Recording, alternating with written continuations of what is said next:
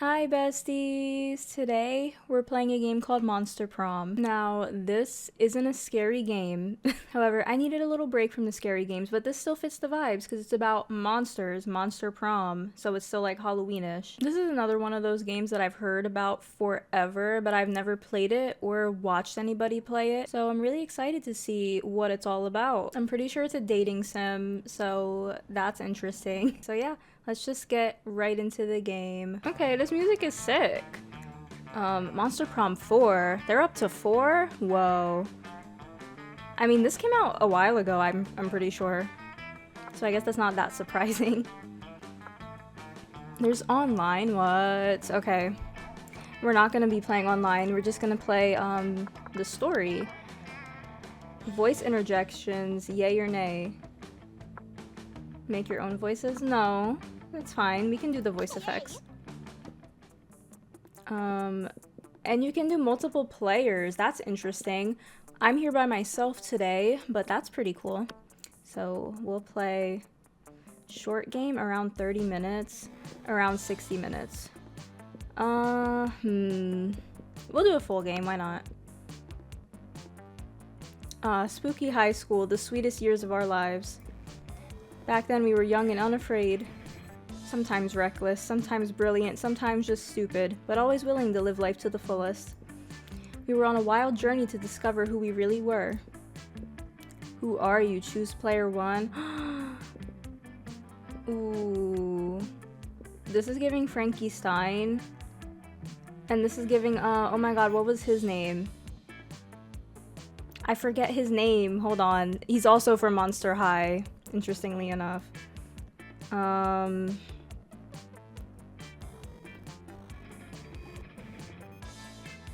Heath Burns, yes, right? Yes, Heath Burns. I know she's a girl, but the hair was giving Heath Burns. I don't know. I think I want to be her. Who are you really? Red? Amira? Custom name? We can stay Red. We can keep her name. Okay.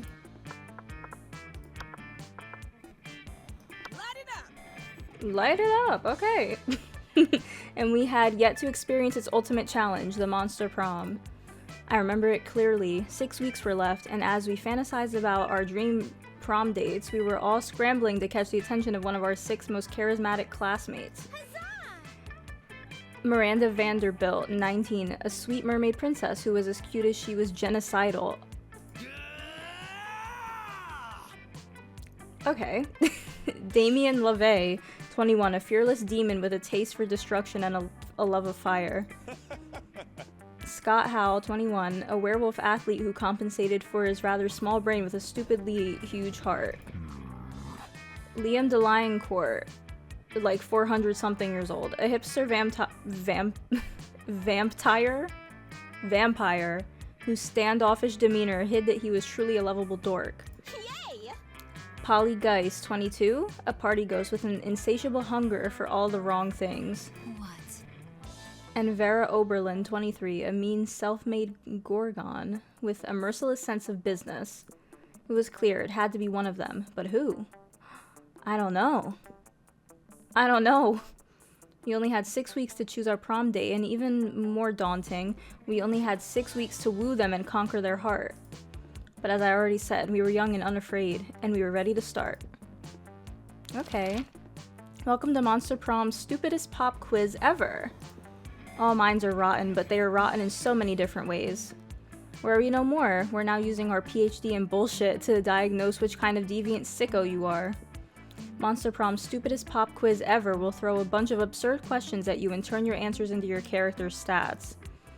This way, each of you will start by having stats that better reflect your true selves. Let's start!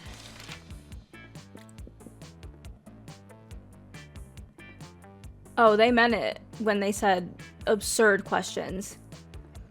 If you had to have sex with an animal, which animal would it be? Am I reading this correctly? What the fuck? Okay. A purebred horse. No one can make me fuck an animal. Oh, I was gonna choose this one until I read it all the way through. If I fucked an animal, it'd be of my own free will. As a matter of fact, I already have fucked an animal, so the joke's on you, pal. Okay, that's a little insane. This is the kind of game that it is. Alright, I'm seeing. Ugh, should I... Ugh, I don't like any of these. These are all terrible. I mean, I guess that's the point, but... Huh. Okay, I'm leaning towards 1 or 3 because the middle one, I fear I don't like the way that the ending is worded.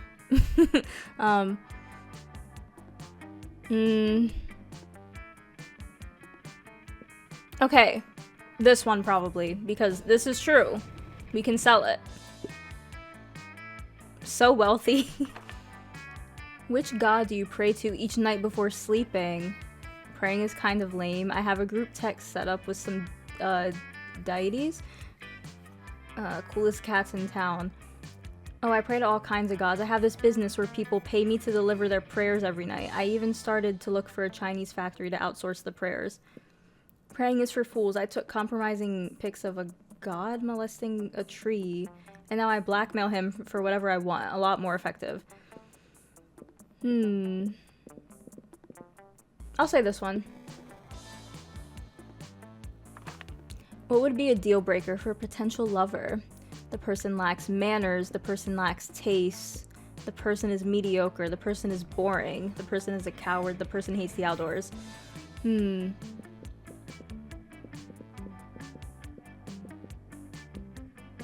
Huh. I'm gonna have to say lacks taste. Like, if our opinions are too different, I can't. I'm sorry. Ooh. Are they gonna match me with the fucking vampire? Let's do this! Okay, so these are our stats. Smart 7, boldness 3, creativity 4, charm 7, fun 5, money 7. Okay, we have a good amount of charm for dating sim. This is charm, right? So should we go to the basketball court? Week 1, morning. Oh, this is the gym. I just called it a basketball court. We can just go to the bathroom. Who's in the bathroom? Okay. Let's head to the gym. That day, an epic dodgeball match takes place. Everything seems lost, but you deliver an inspirational speech that fuels your team's spirit, leading to a spectacular comeback. You're clearly a natural-born leader. You gain +2 charm! Okay, so that's how we gain stuff. I thought there would be a specific character in this room. You see Liam talking to Miranda. Miranda looks confused and Liam looks frustrated. Uh-oh. Yuck! Ugh, should I give them voices? Wait. I thought that setting at the beginning would give them voice actors. I didn't know I would have to do voices. That's okay. But I simply do not understand this art you are describing. You say that the art piece is a bathroom? No. For the 100th time, the art piece is the experience of going into a bathroom thinking it's an art piece. The artist purposefully gave the room number of the bathroom as the room number for the exhibit. Even though there was a whole room full of his paintings everywhere in the building, it was revolutionary. It certainly seems very complicated. Personally, I prefer the exoplanet sculptures of the Atlantean 5th Dynasty. Jesus Christ. I can't read today. This was a terrible game to play. You know, the man in the moon, the face on Mars, all of Pluto. Art on such a grand scale. That's not art. That's populism at its worst. Well, I don't think that bathroom business sounds like art. But how are we supposed to discuss art if we can't even agree on what it is?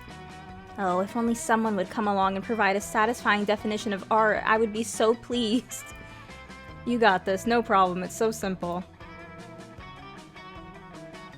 Art is a method for making worthless things into very expensive things, or art isn't art unless it makes you feel bad things inside, or bad feelings. Okay. Okay, so this is a very traditional dating sim, I see. You have to agree with one of them if you want them to like you. And the game seems to think I'm a good match with this vampire. And I don't think I like her very much already, so I think this is what he would want me to say. Precisely. This is why, for example, Da Vinci's The Mona Lisa is not art, whereas getting a piano dropped on your hand is. But Liam, doesn't feeling bad make you feel good? My god, you're right. But if art is only art when it gives me bad feelings, and my bad feelings immediately become good feelings, and true art is art that gives me good feelings, which then become bad feelings. But that means I've been liking the wrong things this entire time. Curse you. Curse you both. Oh, he hates me. Oh, I guess not. Liam disappears into a cloud of purple smoke. You lose 2 charm and 1 creativity. Well, that's not how I wanted this to go. Week 1, noon. Oh, jeez. Let's do this. Okay, so we can choose a table to sit at. So should I talk to him again, or should I, maybe broaden my horizons? This girl also seemed cool, so maybe I should just sit here. You approach Liam and Vera's table to find them thoughtfully tasting several glasses of wine. The school has literally no rules, apparently. Wine. That most exclusive of beverages. Even a vampire such as myself cannot resist its class and allure. Do you know a lot about wine, then? I'm having dinner with the King of France next week, and I could use some pointers. France doesn't have a king anymore. That's what the media wants you to think. So do you know about wine or not? Alas, in my centuries of living, I have only learned how to look good holding wine, not how to evaluate it. All I know is that I'm not drinking another glass of that one. Vera points at the bottle with Polly's toilet wine written on it in permanent marker. Ew! What I wouldn't give for an experienced sommelier to help us judge which wine is best. I don't know how to say that word. I hope I said it right. You know nothing about wine, but you're pretty sure most sommeliers just make stuff up anyway. Real! You suavely recommend. Try the sangria. It pairs well with seafood and blood. Okay, so they made this real easy, huh? The tannins in this robust Malbec are an elegant way to mask the taste of poison, perfect for diplomatic missions. I'm gonna say this one because it makes me sound smart. Why would you want to disguise the taste of... Oh. You're going to poison someone. Of course you are. You're always poisoning people. Quiet. No, I'm not. People in no way directly associated with me are always poisoning people, and soon they will strike again. France has suffered under its unjust king for too long. Plus, he called me fat at a party once when I was 11. Who is this king you keep talking about? I'm telling you, France doesn't have a king anymore. Soon, Liam, soon. Vera's so thankful to you for solving her assassination problem. She lets you braid her snakes. You get bit a few times, but it's so worth it. Okay, I like her. Cool. Evening. Do we not go home? What are we still doing at school? So this person's at the auditorium. Does it really matter where we go? I guess we'll go here then. Why not? Welcome to my little shop. Buy some shit. I have shit that will boost your stats, shit that will lead you into stupid new adventures, even some shit that might be much needed at some very specific moment, so take a look. Ah, I have $7 to my name, okay. Okay, a Bob Ross. A corpse? Oh my god, okay.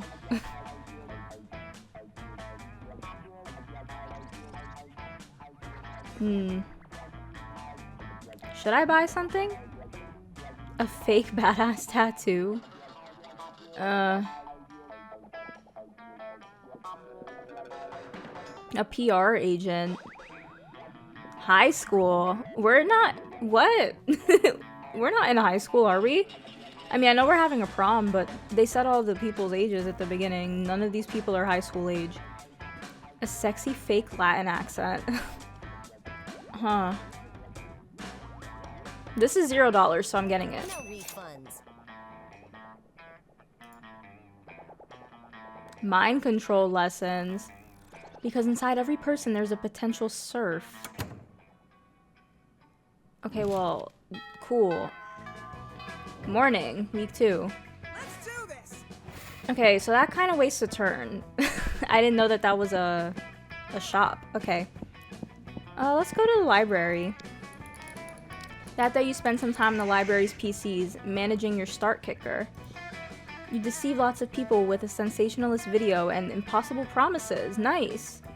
You gain a lot of money, but almost everything goes to cover costs, and you keep only 2. Fine. Later, you hear Vera and Liam in a heated conversation which seems to contain some pretty sexually explicit language, so naturally you go eavesdrop. Speaking as a male, I can say that even I grow weary of the infantilizing monotony of the male gaze. Thank you. See, I want to advocate just for the... I can't read today. Holy shit, I'm so sorry. Thank you. See, I want to advocate for the Gorgon gaze instead, but that would just turn people rock hard. That's not an erection joke. People would die. Personally, I think hentai is the source of the problem. It's so unrealistic. Hello, I'm not a 2D drawing, I'm a real vampire. Pathetic. I know. Even I can't keep up with the standards hentai is setting. What, am I supposed to just grow a dick during sex? So mainstream. And all the women are drawn exactly the same. There's even less body type diversity than at this school.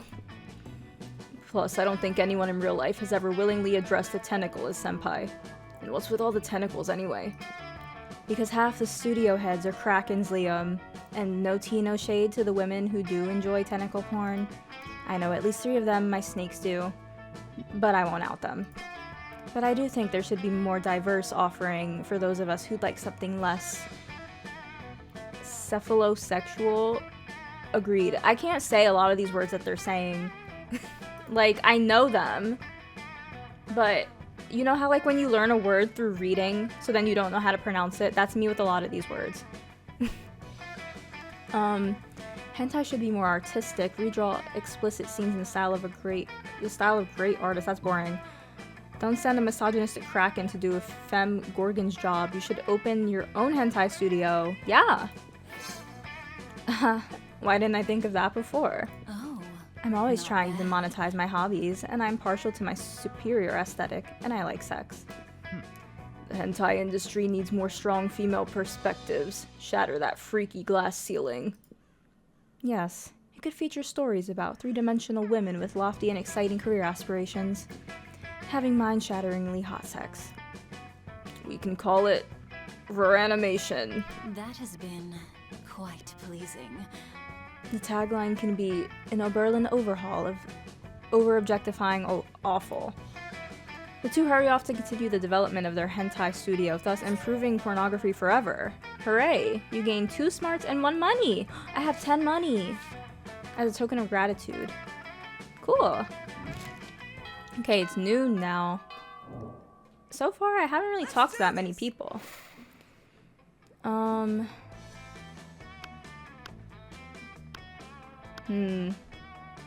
Ugh, I don't like her, but I haven't gotten to know this guy yet, and I want to. And him too. Because he's a werewolf. Wait, let's sit at the werewolf and vampire table. As you approach your chosen table, you see Liam carefully framing his artfully arranged jelly dessert for a transcendent food pick when... Food pick! Ride those picks to victory! What? What does that even mean? When I say food, you say pick. Food. No. Food. Enough. Stop. 2, 4, picks, 8. Food do we appreciate? Food picks, go. Cease this incessant chanting this instant. Oh. What? I'm trying to help you take the best food pick. You've been trying to take this food pick for like 20 minutes now. You gotta snap a pic so you can eat your tasty food.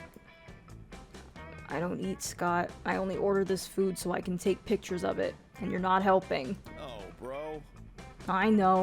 My cheerleading just isn't good enough. What I need is a cheer partner to take me to the next level. No, what you need is a swift kick in the... But it's too late. Scott's already chosen you as his cheer partner.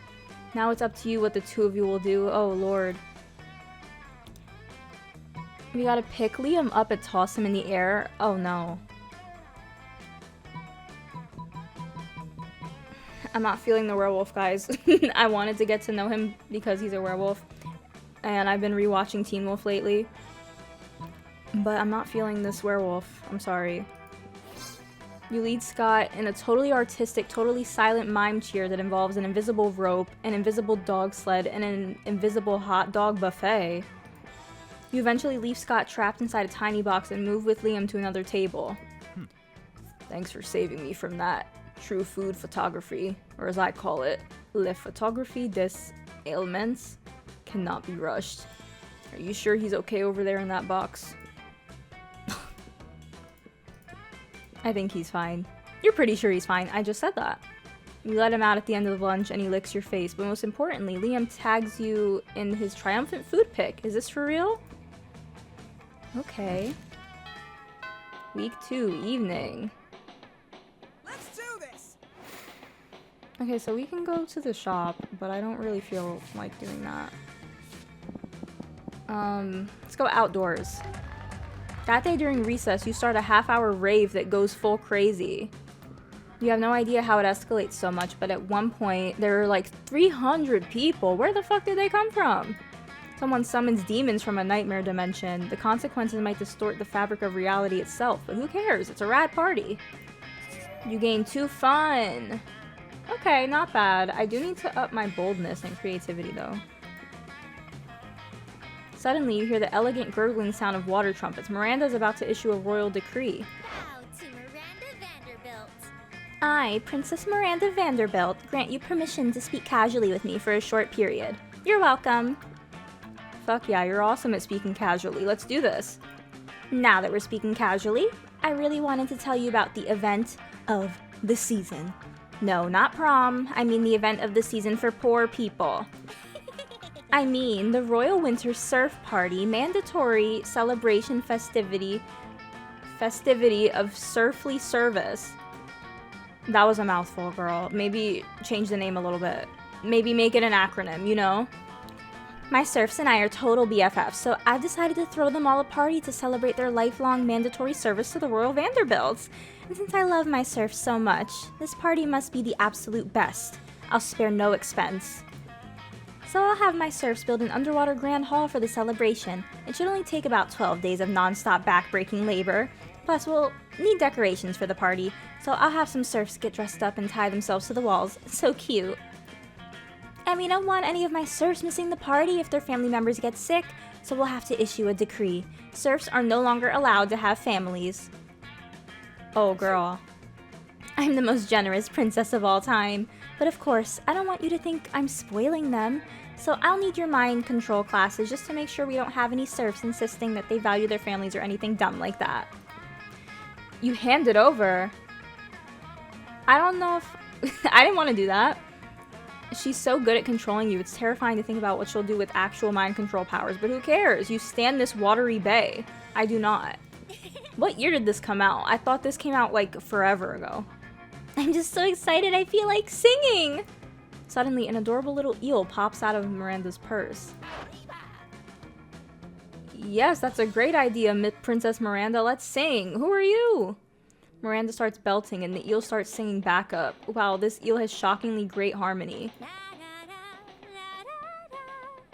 I'm not singing that. Yeah, girl, sing it. What a charming little tune. Who knew that monarchy could sound so fun? Miranda bows while you clap enthusiastically. You're amazing. Okay, you said it for me. You have the prettiest singing voice in the whole wide world. I mean, I didn't really get to hear it. You just said la-di-da or whatever. I know, right? My execution serfs made sure that no one in the whole country was a better singer. Now, let me introduce my song serf, Mr. Feel the Eel. It's me, Mr. Feel the Eel. Pleasure to meet you. I'm the luckiest eel ever because I get to help Princess Miranda plan the winter surf party. That's right. Of course, I need my serfs to do most of the preparations for the party, as I'll be entirely consumed by the planning process. The burden of leadership falls upon royalty after all. For example, I'm going to do the difficult mental work of deciding that there will be drinks at the party. Now that I've done the first half of the work, I'll leave you two to decide what kind of drinks and how we'll get them and who's going to pay for them and all the rest of the planning. Girl, what are you doing then?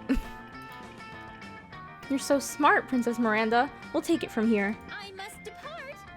Yay! I'll leave this to you two, because I need to go recline in a velvet chaise and gaze out the window longingly. Ooh-wee, what an amazing opportunity. For the death of the princess. Wait, what? Good job, comrade. No need to continue the charade, comrade. The tyrant is out of earshot.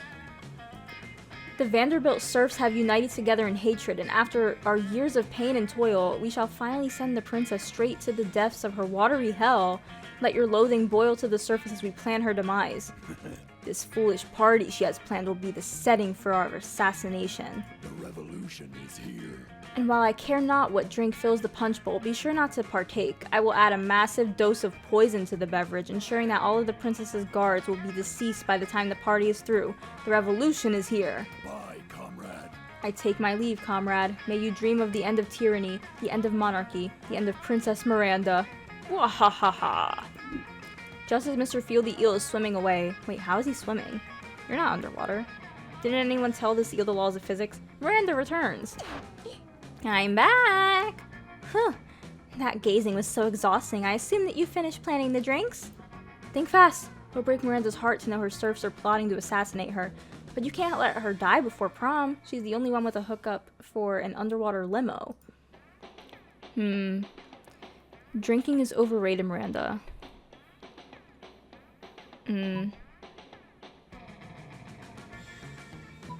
These are both terrible.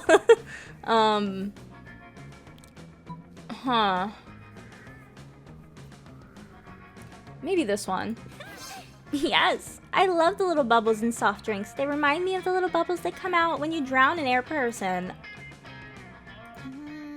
But wait, will my serfs be able to handle such a bubbly drink?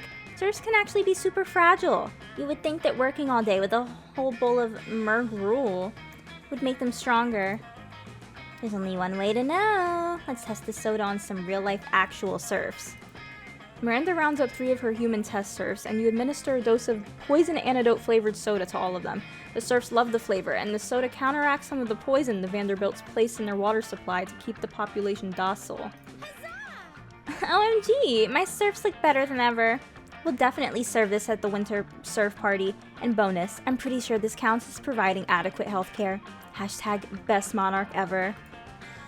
Miranda's overjoyed, and you're able to get coverage under the new Mer Kingdom healthcare plan. You gain 2 fun and 1 money. Okay, cool. What about boldness and creativity, though? They're suffering. Week 3, morning. Oh, shit. We're already on week 3. Let's do this. We have 3 weeks left then, right? Let's go to the auditorium. No, let's go to the bathroom.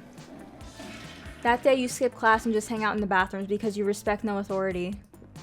I guess some people just want to watch the world burn by skipping class and hanging out in the bathrooms. Real. I used to do that. You give 0 shits but gain 2 boldness. Yippee! Finally! Without warning, Vera pulls you aside and hisses in your ear. Oh my god. The stalker's back. You follow her pointed finger and see a guy dressed in a white toga and winged sandals facing away from you. He looks like a creep. He's been following me everywhere. He thinks I don't notice him checking me out in that mirrored shield he has, but I totally do. Ugh, it's such a chore being this beautiful all the time. How am I ever going to get rid of him? Threaten defeat a damsel to a sea monster. That'll distract him. He looks Greek. Why not bribe Zeus, king of the gods? Huh?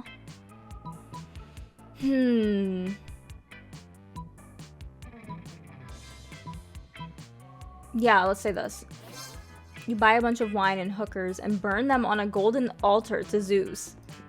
The clouds glow with unearthly light, thunder booms, a bolt of lightning crackles and strikes Vera's stalker. Ow, he screams. Fuck you, Dad. I wish you never turned into gold dust and pissed on my mom. Badly singed, the stalker limps away, shaking his fist at the sky. That has been quite pleasing. Hey, that was cool. Thanks.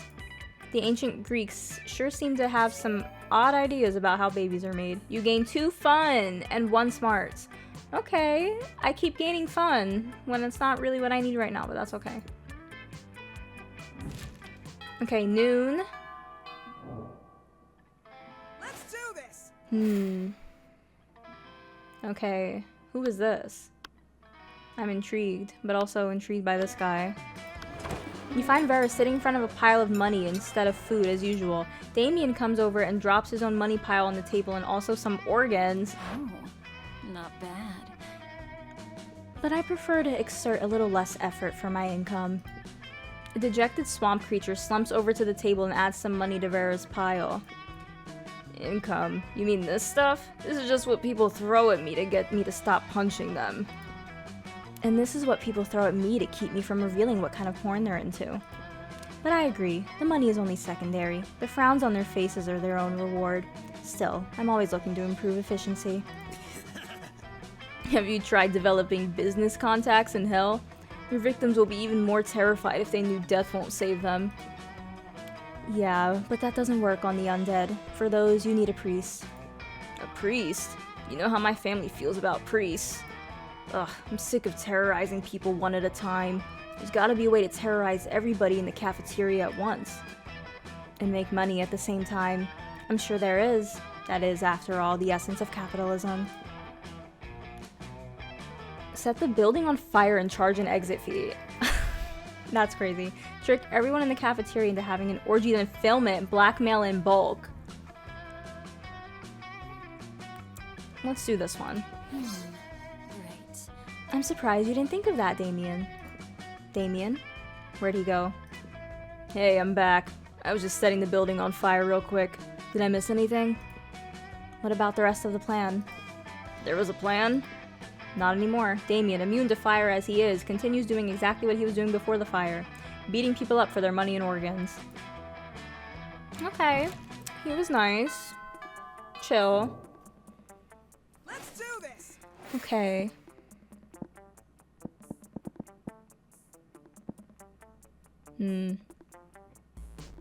Auditorium. That day while rehearsing for the class play, it's as though the muses themselves had descended to give you figurative oral sex. Your performance is intense and inspiring. It will be remembered for generations, which is pretty rad by high school play standards. You gain 2 creativity. Okay, finally. Around the corner, you hear the sound of princessly singing in Eelish maracas, which can only mean one thing. Oh, fuck no. Why is it always her, dude? Oh, Mr. Feel the Eel, I'm just so excited for the winter surf party I could... Under the ocean. Sing? Oh, I guess. I was going to say that I'm so excited I could burn down a medium-sized village, but singing is a great idea too. Let's do it. A whole new surf? Mr. Feel the Eel harmonizes perfectly with Miranda's feudal ballad. Was she singing A Whole New World, like Aladdin? Even though this is clearly The Little Mermaid. Okay, never mind. You give Miranda and her murderous eels a standing ovation. You were already standing, so technically you just started clapping, but it still counts. Elo. I didn't even see you there, fellow surf. You're definitely not a surf, but you're also not about to correct an eel with a hidden switchblade. Beautiful singing, princess. It's such an honor to join you in the magical wonder of song. You know, it's times like these and I'm so happy that I have surfs. I mean, if you weren't here, who would listen to my lovely singing voice? Me? Listen to my own voice? I don't think so. So sad. Just the thought of Princess Miranda's songs going to waste. Wah! Oh, don't cry, Mr. Feel the Eel. I know it will make you feel better. Extensive and laborious party planning. Yeah, you're right, princess. That would cheer me up right away. I knew it. In that case, we're missing one critical thing for the winter surf party. Activities.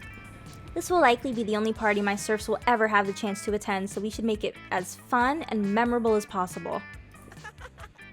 Ooh-wee, I'm just bursting with ideas. Princess, we could play Shave the Princess's Neck. Each surf could shave your neck with their sharpest sword. Doesn't that sound so adorable? I don't think you're being very subtle. OMG! I love it! Everyone will admire how hairless my neck is. I mean, My neck is already hairless. But I guess if everyone uses their sword on my neck, it will be even more hairless. Kawaii desu ne. What did he just say? Or we could dig a special princess pit and fill it up with the cutest animal, feral panthers! Princess Miranda, you could pet these fluffy panthers all night in your special, inescapable pit. Ugh, hold on. I'm adjusting. Yes! Mr. Fieldy Eel, you're a genius. Down with the Mer Kingdom. Or we could simply sit you down on your gluttonous throne and read aloud one by one a list of the atrocities and injustices you have committed until Poseidon himself smites you down. I mean, tee-hee-hee, I love you, princess. Girl, did she not see the knife? Aw, Mr. Fieldy Eel, you're so precious. I didn't even know peasants could be this cute. Anyway, as I was saying, wow, a butterfly. Miranda abruptly leaves to chase the butterfly, but wait, that means you're alone with... Salutations, comrade. Oh, that's not... You have done well to weather the tyranny of the Vanderbilts so far, but fear not, the day of their demise fast approaches. So, The evil princess is falling into our trap just as we intended. She thinks she's just choosing a party activity, but she will actually choose the method of her own death. Ha, the irony is as delicious as the sweat of the bye, comrade. Ah, she returns. May the blood of the monarch salt the earth. Farewell. Bro. Party planning can be so stressful, but I feel so much better after vivisecting that butterfly. Fun fact, the most beautiful part of butterfly is its gorgeous glistening stomach innards. Oh, that's not. Oh, did Mr. Feel run off again? Well, whatever. His party activity suggestions were just so perf. You can use one of them, unless you have anything better in mind? Impress Miranda with a killer party activity. Well, not literally killer. Ideally, you're hoping for something fun, family-friendly, and assassination-proof. I read a little too fast. Maybe I should slow down. The security game. If you murder someone, you lose. You're looking for a game that serves as the opium of the people, but there's no opium of the people than actual opium. Smoking lots of opium. Bitch. The security game? Do you think you can fool me like that, Red? I know the security game. Those treacherous air people already fooled me twice with the security game during the Truce Mer Kingdom Summit. They assured me it was a trendy game and I played to win and embarrass them. I don't care if she doesn't like me. I don't like her either. Yuck. Only to discover there's no such game like the security game. Just a trick set up by the air people to fool me into being peaceful and diplomatic. Just because they think murdering people is not civilized and definitely not very nice. I expected that horrible trick from the air people, but you, Red? What are you, some kind of pacifist? You're not worthy. Please leave me alone. I need to forget all these unpleasant memories somehow. Maybe by murdering someone. Well, if someone gets murdered, that'll be on you. You're not the best party planner, are you? You lose 2 fun and 1 charm. Oh, God. Whatever. Okay, that I care about. I care about losing stats. I don't give a shit about Miranda. Let's do this. Okay. Should I go to class? I don't ever go to class. Will that just give me smarts? I don't know. It doesn't seem to be linked to the stats.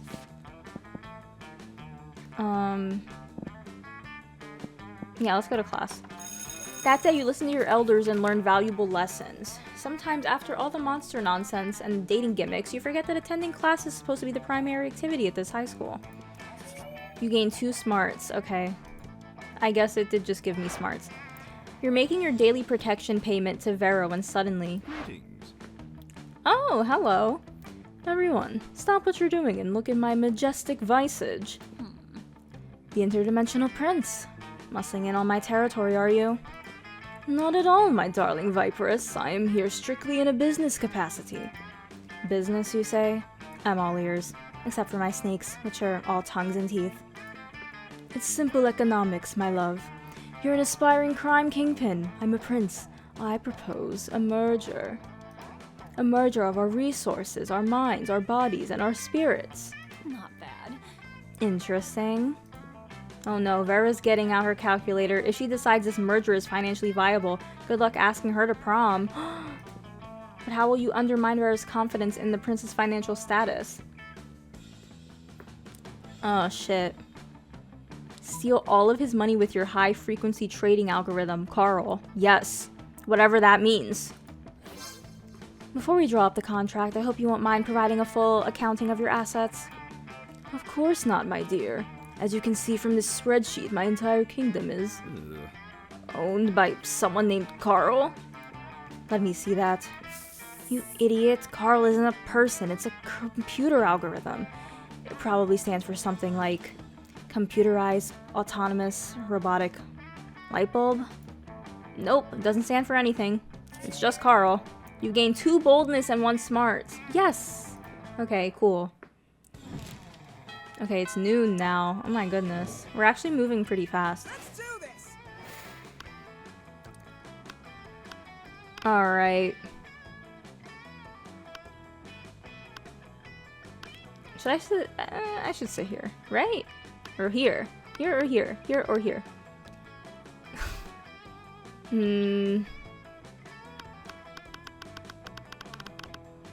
Okay.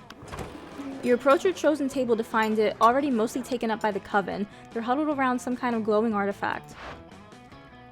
But we only get 1 wish, not 3, so it's important for all of us to agree before we release the genie.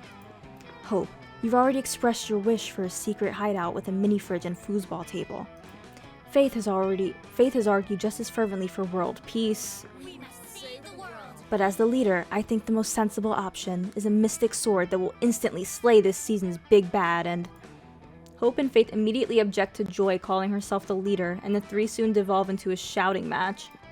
Amidst the commotion, you can't help but notice that the wishing lamp is totally unguarded. Without really thinking about it, as if you ever do, you rub the lamp, release the genie, and wish for... Yes. A machine that can successfully reheat french fries, please. I mean, honestly, my air fryer is not that bad at doing that. Wish granted, booms the genie, and you find yourself the proud owner of a brand new Fry Lord, french fry reheating super system. Are you kidding me? We didn't brave the fire lakes of Lower Wrath, the 2-headed snake of Serpentia, and the accountants of Babylon just so you could have hot fries.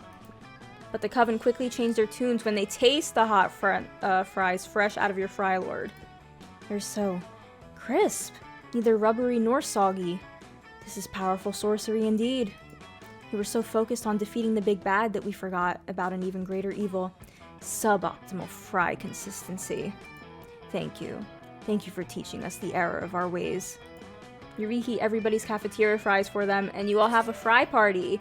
For your contributions to fry conservation, you gain 4 fun. 4 is crazy. Okay, it's the evening. Please do not run into Miranda again. I'm getting sick and tired. Let's go to the bathroom. Does it just do the same thing? Oh, we do some graffiti on the wall. The graffiti says, "I'm bold as fuck," and you know what? It turns out the wall is a magical wall that grants wishes. What a wall. A deep voice resounds from within the wall and says, well, not bold as fuck, but maybe a bit bold, and then you gain 2 boldness. Oh boy, that's an opinionated wall. Anyway, lucky you. You see Vera at the mirror attempting to tame her hair with a cattle prod. Okay, this is good, this is good. Ugh, I'm having the absolute worst hair day. In biology, my snakes murdered the gremlin sitting next to me, which totally messed up my bun, and I didn't even want to murder him yet. You know, having my scalp covered in live, venomous snakes can be a real pain in the neck sometimes. Literally. Sometimes they bite my neck. My hair care routine is more diplomatic than cosmetic. I have a broker peace treaty every morning just so my hair won't have a part in it. I know I'm gorgeous and rich and better than basically everyone, but my life is the literal worst, and it's all because of my vicious reptilian hair. Vera's acting all tough and aloof, but you didn't survive your senior year at Spooky High School without learning to recognize when a Gorgon is fishing for a compliment. Maybe you can give her a brilliant hair care tip, or at least make her feel better about having snakes for hair. If you're having trouble taming your hair, I've got a flute that might do the trick. Why don't I come over your place and charm them sometime? Oh, come on, there's worse. No, not this. Not this. Right? You know, that's not the worst idea I've ever heard. You can come over and try to work your magic. And if it doesn't work, my snakes can just kill you. They're usually a lot calmer right after they do a murder. So, see you after school? We're so in, we're so in. An invite to Vera's house with only a slight chance of horrible death. Score. You gain 2 fun and 1 boldness. Okay. Do we actually go, or is it something that happens off screen? Let's do this. Week 5. Holy shit, we're almost done. It's been a while since we went to the gym. I think that's literally the first place we went. An epic dodgeball match takes place again. Do we play anything else ever? At one point, you're about to be eliminated by a player from the other team, but suddenly you convince him not to throw the ball at you with a heartfelt speech about the importance of everyone's lives. The player bursts into tears and you take advantage of that moment of weakness, throwing a ball at him. You lose 5 mercy, a stat that might be useful in Monster Prom sequel, but isn't now, and you gain 2 charm. Alright. I still can't gain any creativity. Later, you're wandering through the halls. I keep losing creativity, actually, by picking options that actually make sense. When you hear a voice from around the corner. Hi. It's Vera again. Oh my god, she loves me. She loves me, guys. Hey. Psst. I seem to have accidentally turned a bitch to stone with my gaze.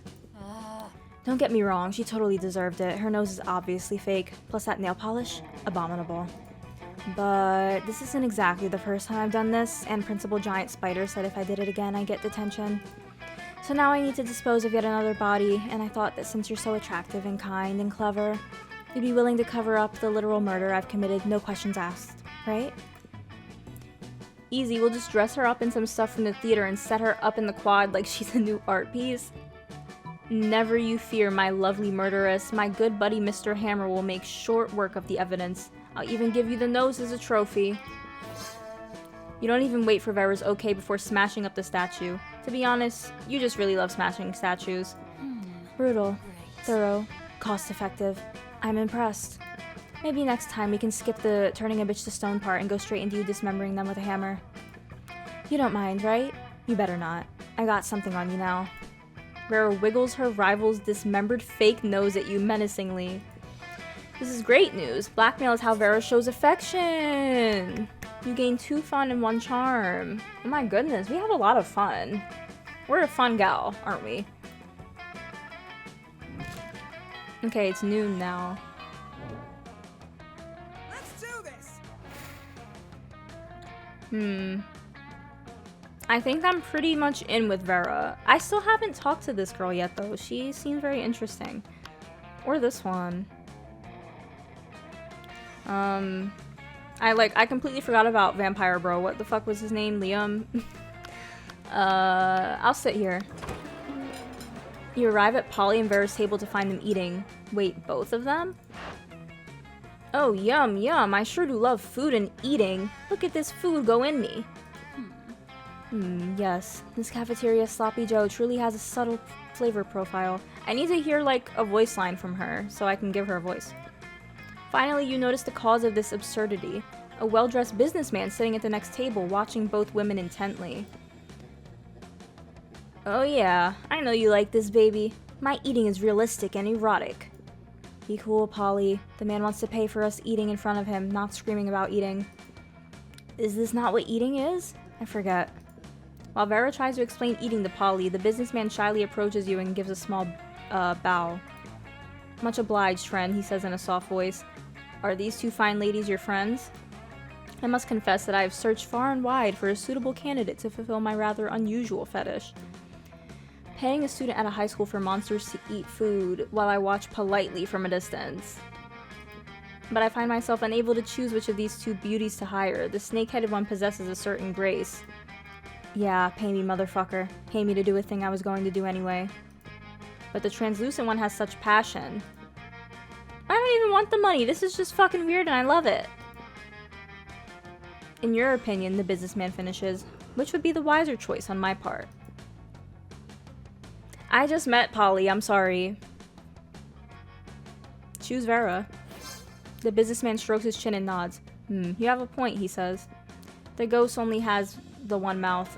Also, food seems to go right through her. The Gorgon, meanwhile, has countless mouths, such value. Value is right, Pervo. 1,000 in cash, up front. You pay for all my meals, and you give me your pants. That's a little bit of a weird request. Holy shit, he's doing it! He's doing it! He's getting naked! Vera is able to convince the businessman to pay for a fancy dinner for you and her. For me and her? It's a little creepy with him watching the two of you, but you get over it. I can ignore him. It's fine. Week 5, evening. Holy shit, we're almost done. Let's do this. This went pretty fast. Unless there's more after this. I'm pretty sure it only said like an hour though. It's almost an hour. Let's go to the library at night. I don't think we've done that yet, right? Or should we go outdoors? Let's go outdoors. That day during recess, you start at... Okay, another rave. Everything is fine until Juan, the small, magical Latino cat, asks you what you think you're doing. Damn, you didn't remember you suck at dancing. But you decide to go all in and pretend it's a new dance move, apparently called the Groovy Muska? Juan looks at you and he asks you to teach him the Groovy Muska. In no time, half the party is following your steps, enjoying the Groovy Muska all together. It's a party to remember. You gain 2 fun and a cool story to tell your grandkids someday. How the fuck do I get creativity? On the edge of the rave, you find Vera punching some numbers on her phone's calculator app and frowning. Are they just giving me Vera because I already have high relationship with her? Or is it just literally random chance? Mediocre. It's official. I've run the data and it looks like I'm making approximately 0 monster dollars off this rave. With all these people getting turned in such a small space, you'd think it'd be simple to financially exploit them. But my normally shrewd sense of opportunistic capitalism seems to have deserted me at the moment. Tell you what, you help me come up with a way to earn these chumps into cash. Oh, turn these chumps into cash. And I'll give you 3% equity in the venture. And maybe a little something else. Do you see what I'm doing? I'm manipulating you with flirtation. Is it working? Ew, the stutter's ruining it. I'm so sorry. I gotta slow down. No, it's working alright. You share your hot new business idea. You see that dance move they're all doing? Patent it. Why not literally turn them into cash by spiking their drinks with this potion I made that turns people into cash? She likes poisoning people. I'm sure if I experienced empathy, I'd probably object to this plan, but I don't. So I won't. You go around spiking the drinks of people you don't like with your Midas milk. Pretty soon, monsters all over the rave are morphing into neatly wrapped bundles of cash. Vera's goons load the money into an armored car. As an added bonus, we've now created a lot of missing persons cases. Parents will pay out the nose to try and have their children located. Hey, do you have any more of that money, Elixir? I've got some people in Congress who haven't been obeying me. Before you know it, you've become Vera's wholesale supplier for Midas milk. You gain 2 money and 1 boldness. What about creativity? Everybody's so creative. Okay, week 6 morning. Oh my god, this is like Let's do this. last week, no?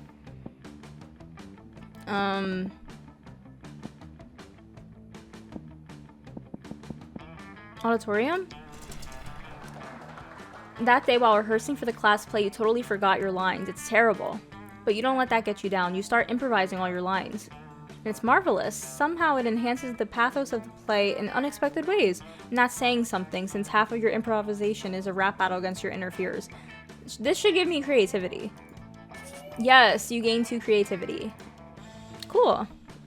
You turn around to find Vera staring at you. It has to be because I have such a good relationship with her. There's no way it's just random chance. This often happens, but for some reason it's not a death stare this time. She actually looks kind of happy to see you. Weird. You decide to do what you do best. Push your luck. Finally. Ooh. The outfit. Is she in the play? If you'd taken any longer to come over, I would have had to have my minions drag you here. Listen, my date for tonight was unexpectedly eaten by vultures. Totally not my fault.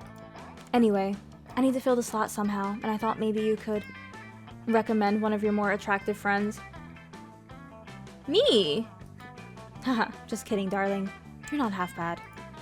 But seriously, meet me at the Thousand Arms at 9:15 p.m., or the vultures will eat twice today. Oh my god, we're so in! Did Vera just ask you on a date? She did. This is like Christmas in whatever damn month it is right now. October. But if you don't want this to be more than just a one-time thing, you better come up with an incredible dinner gift to win her over. The head of her greatest enemy. Not so bold. How was that not bold? The other one was boring as fuck. You track down Vera's arch nemesis, Grabo Grimpley, werewolf philanthropist. You're not sure how to decapitate a werewolf though, so you figure you'll just bring his head attached to his body. Oh, no wonder. Grabo's happy to tag along. He's a pretty friendly guy, even if he does talk a little too much. Why is he here? Are you two friends? Wait, were you only trying to win my affection as part of an elaborate scheme to get me in the same room with Grabo? For the last time, you mangy do-gooder, I will not donate to your stupid charity to end stupid polio in stupid Slambania. Vera tries to have Grabo ejected from the restaurant, but he's too rich. You spend the next 3 hours listening to him talk about his charity. Oh god, I ruined it. I ruined everything. By the end of hour 2, you're ready to chomp your own head off. And if Vera doesn't beat you to it, you lose 2 charm and 1 boldness. Fuck. They tricked me. I thought she would like that. Shit. Let's do this. Okay, I'm worried that I fumbled Vera, so now I'm gonna talk to Liam. The table you choose is quite crowded. Liam sits across from Miranda, who is flanked by 2 well-dressed servants. Why do they sit in a different table every day? Like, what's the canonical reason? Not like because the game works better that way. One of the servants cuts a slice of Salisbury steak and feeds it to the other. Seriously, Miranda, you have servants to chew your food for you? What? Of course not. That would be barbaric. The servant happily swallows the Salisbury steak. I have servants to eat for me. They're called eating serfs. Don't you have any? First of all, no, I don't eat food. Second of all, that totally defeats the purpose of eating. Aren't you worried about starving? Why would I be? My serfs get all the calories I need to stay fit and healthy. Ugh, I have no objective reason to care about this, but suddenly it's all I care about. Someone convince Miranda to stop this madness. Maybe you should start this madness, Liam. But Miranda, look at the contented smile on that servant's face. You think he's eating for you, but he's secretly eating for himself. No, it can't be. Gordo, say it isn't true. But Gordo can't say anything because his mouth is full of delicious Salisbury steak.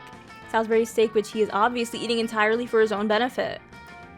Traitorous dog. Do you want me to starve to death? Is that your plan? I think maybe he was just taking advantage of the fact that you don't understand how food works. Taking advantage of me? Scoundrel. Burpee, eat Gordo for me at once. The 2 serfs look at each other, then stuff as much food as they can into their mouths before fleeing the cafeteria. Alas, how will I ever get my recommended daily allowance of nutrients now? You could try eating. Myself? But how? You and Liam have a ton of fun laughing at Miranda as she learns how to eat food for apparently the first time in her life. I didn't get anything from that. Bro, that was such a waste. Let's do this. And now there's no place to buy a gift. Take me to class. That day, the teacher is just tired of teaching, so she recurs to the classic technique of not giving a shit and putting on some kind of historical TV show for you to watch. I think I'm just now realizing that if I hover over this, it tells me what I'll get when I go to a certain room. I'm so stupid. I am so stupid. Okay. Guys, listen, I'm very tired. I just needed to get a video out today. And this is what I had planned. What you don't expect is that that was probably so painful for people who've seen this though. Super effective. God bless the golden era of television. The TV show is compelling thanks to the ridiculous amount of nudity and bloodshed, but at the same time you actually learn a little bit about history, or a lot about history. You gain 2 smarts. After advising her with the party drinks and activities, Miranda decides to officially invite you to join her party planning committee. Of course, Miranda's invitation is an official draft notice, including death threats for refusal or tardiness, and an armored guard detail to fetch you for an immediate emergency meeting. Greetings and salutations. I'm so glad you could make it. Welcome you two to our final official planning meeting for the winter surf party. Woohoo! It's an honor to be on Princess Miranda's divine committee. The surfs are so excited for the party. And I'm excited too! I can't wait to see the looks of joy on the faces of the serfs. It warms a ruler's heart.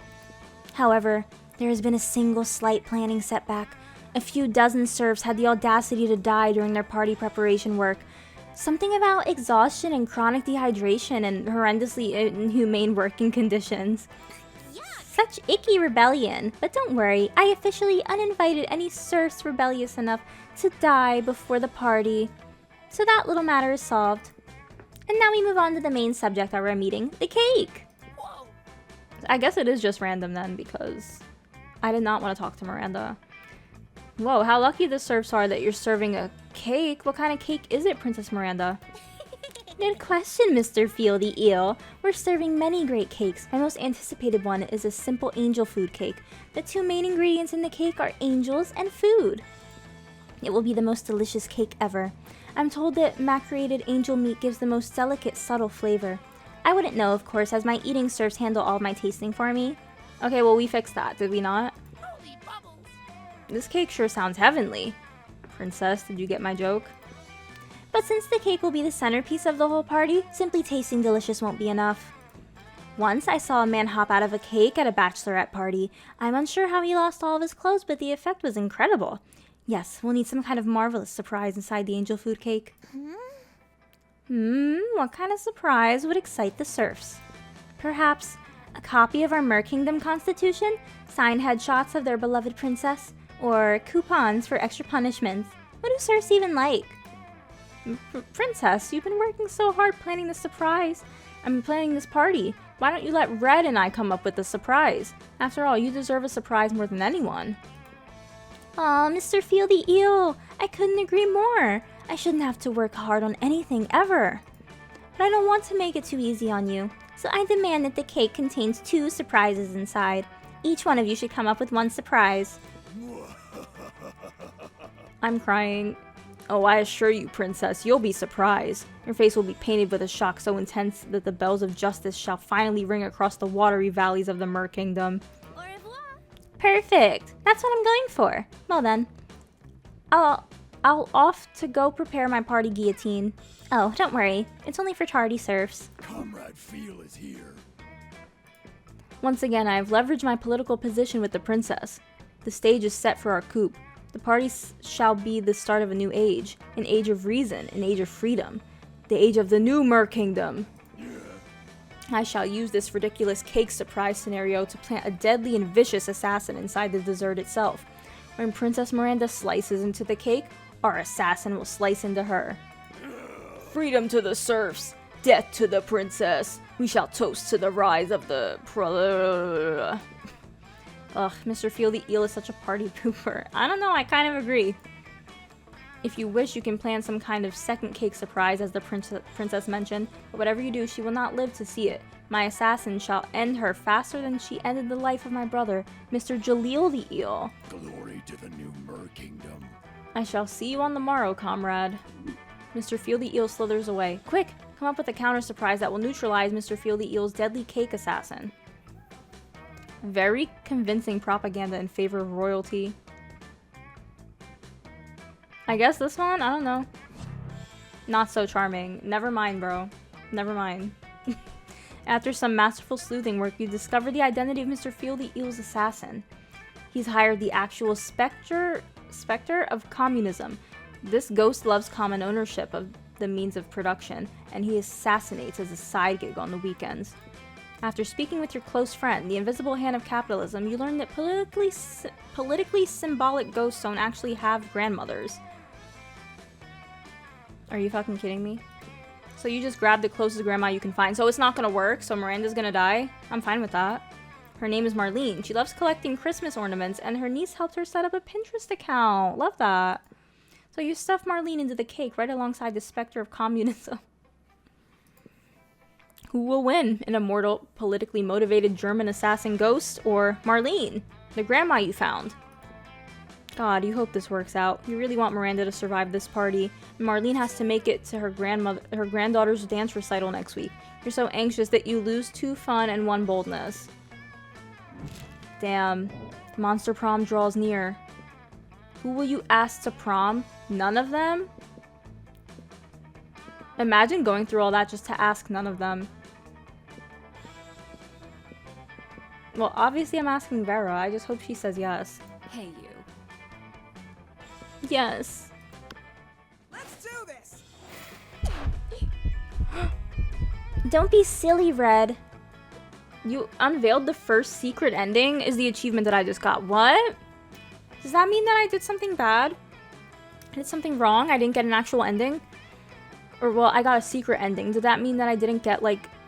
Did I not succeed in asking her to prom? Don't be silly, Red. This is no time to be asking about prom and other commoner celebrations. It's time for the Royal Winter Surf Party Mandatory Celebration Festivity of Surfly Service. Yes, my princess, it will be a party to die for. Aw, Mr. Feel the Eel, your words are so kind. And completely devoid of any underlying meaning. Indeed. Oh boy, you hope your efforts to disarm all Mr. Feel the Eel's plans for the assassination have worked. No, I don't hope that, actually. The day of the party happens and... Glory to Merstatska. Your plans fail. You've been such a lazy and stupid party planner that you weren't even able to stop an assassination. A rebellious faction from the Mer Kingdom serfs arises and ends Miranda with no mercy. Such party poopers.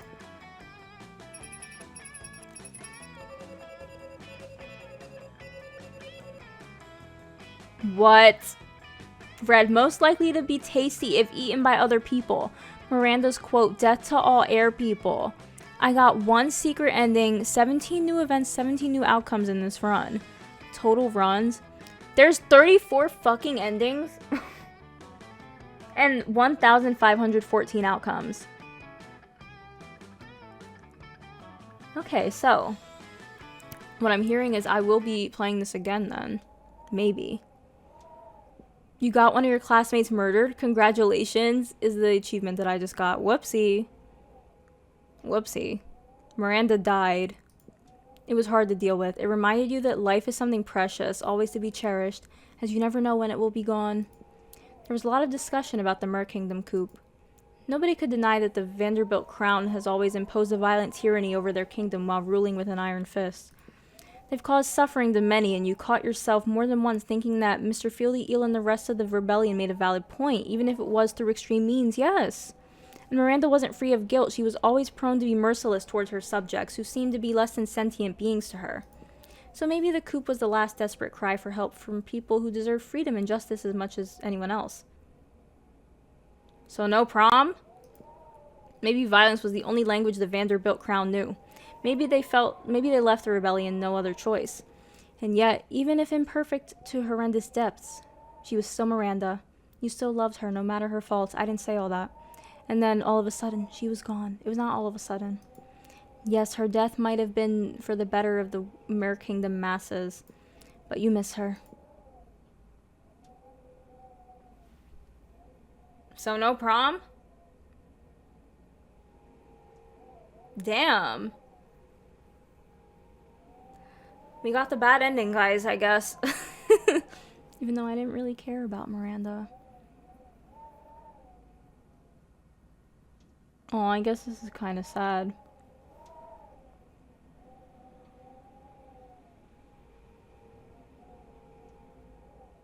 We can watch the credits, I suppose.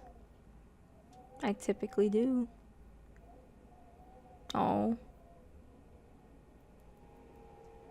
Well. R.I.P. Miranda. My bad, girl. I don't know. Some of the Jacksepticeye's Mr. Feel the Eel. I knew he played a character in this. What? I didn't know he was the fucking eel. The eel does sound really familiar now that I'm thinking about it. Okay, well. We got a bad ending, guys. I think some of like the options in this are a little misleading. Like, I picked the one that I don't think is boring, but then it's boring. Like, the other one seemed so boring at that last choice there, where it was like, it was either, you know, get the grandma or like some legal document or whatever. Like, why would I think that the legal document helps? In memoriam, Miranda, okay, she died. You just unlocked an erotic fanfiction about dragons. This is about to get weird. What? You have unlocked 26 new images in the gallery. Okay. Well, we got a bad ending. But that's gonna be it for Monster Prom. I don't know if I'll play this again. I probably will, but I might stream it instead. So I can just, like, speed through it. I don't know when I'll play it again, though. Because there's 4 of them? Holy shit. This was fun, though. And, I liked the sense of humor, mostly. Some of it was a little, I felt like they were trying to be edgy.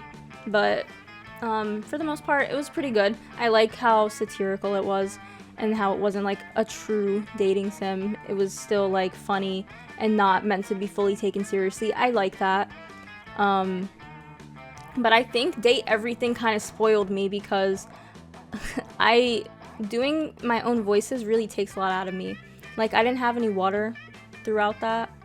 So I'm gonna drink a ton of water after this. I'm used to just clicking and listening to the lovely voice actors from Date Everything, which I don't know if I'm gonna continue playing Date Everything because that wasn't doing so well on the channel. I don't know if you guys didn't like it or what, or if that's just not your guys' thing, dating sims. So if you do want to see me keep playing it, I will. But if not, then I probably won't, and I'll just do my tier list because I did want to do the tier list regardless. But, yeah, that's gonna be it for Monster Prom. Well, that's gonna be it for Monster Prom, at least episode 1, perhaps. I don't know if I'm gonna do more, but that was episode 1 of Monster Prom. We got a pretty fucking terrible ending. That's totally my bad, but also, I did not want to keep talking to Miranda. I did not want to talk to Miranda at all. They kept throwing her at me. I didn't want it. So, we got Miranda killed, which... is honestly kind of hilarious, but anyway, yeah, that's gonna be it for Monster Prom. If you liked it, leave a like and subscribe and leave a comment because I reply to everybody, literally everybody. But yeah, that's it. Bye, guys.